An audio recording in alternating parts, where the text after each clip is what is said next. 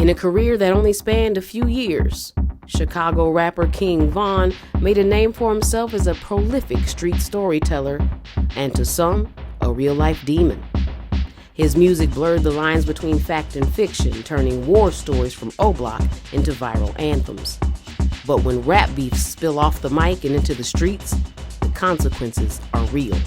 From his long-standing war with FBG Duck to the feud with NBA YoungBoy, and now the federal indictment of his mentor Lil Durk for allegedly avenging his death. This is a story of how King Von's street ties, industry politics, and relentless reputation led to a war that still hasn't ended. I'm Nina Stacks, and this is Clout and Consequence.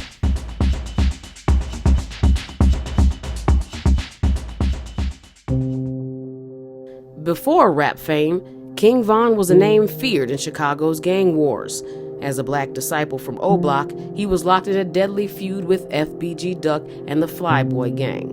Von's beef with Duck ran deep. He was accused of multiple shootings targeting Duck's crew. His lyrics constantly taunted dead rivals. Duck fired back, calling out Von and Durk in diss tracks. Then, in August of 2020, Duck was gunned down in broad daylight in Chicago's Gold Coast. Months later, the feds indicted several O-Block members for his murder. Von was already dead by then, but his name was all over the indictment.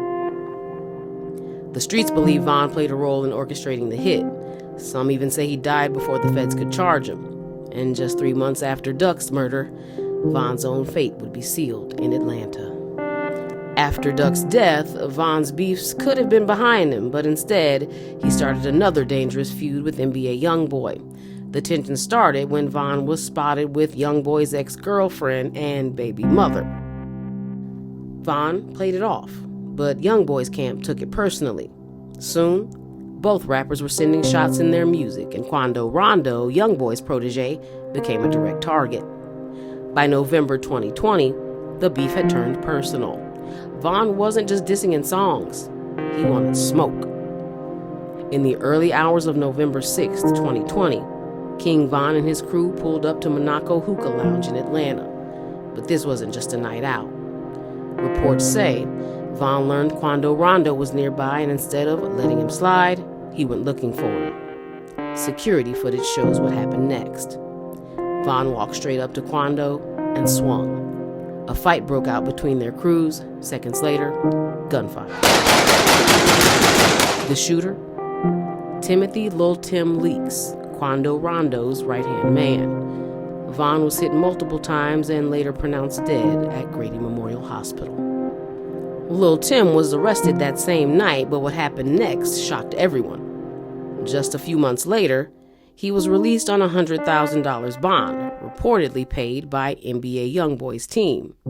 His release only fueled the fire. Quando Rondo bragged about the shooting in his music. YoungBoy continued sending indirect shots. OTF promised revenge.